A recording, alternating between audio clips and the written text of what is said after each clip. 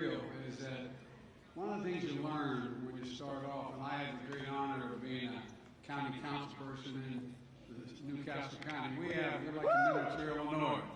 We have one county has about 60% of the state's population. So a county commissioner or county council person has a district that's, I think, 7 times larger than a state rep and 3 times bigger than a state senator. What I learned early on, if you're in the county, you got to go through someone else to get help. You got to go to the governor, you got to go to the state legislature, you got to go to the state senators, and guess what? I stopped that. No kidding. Because I'm telling you, one of the things that we expect people to do is we think that people are like us, very familiar with all the detail of, is this working? Very familiar with all the detail of how government works. They don't know whether there's a pothole in their front and their side street, whether it's a county, a state, they don't know who's responsible.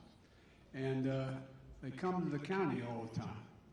At least that's was my experience in Newcastle County. And when you don't have the same funding that you have for these other programs, you find that you know it's just hard.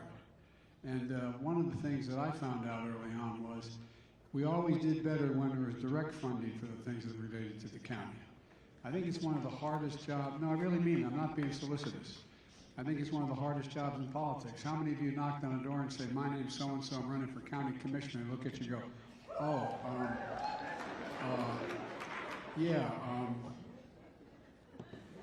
you wonder what the county commissioner does, aren't you? Yeah. So I sincerely mean it.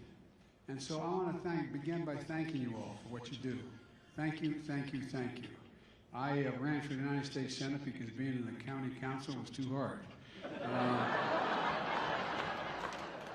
Look, I'm glad to be here with all of you. Before I begin, I want to take a moment to say our hearts are with the students and the families of Michigan State University. Last night I spoke with Governor Whitmer, and the FBI and additional federal law enforcement are on the ground assisting the state and local folks, and 3 lives have been lost and 5 seriously injured. And it's a family's worst nightmare. It's happening far too often in this country. Far too often. While we gather more information, there's one thing we do know to be true. We have to do something to stop gun violence ripping apart our communities. Ripping apart.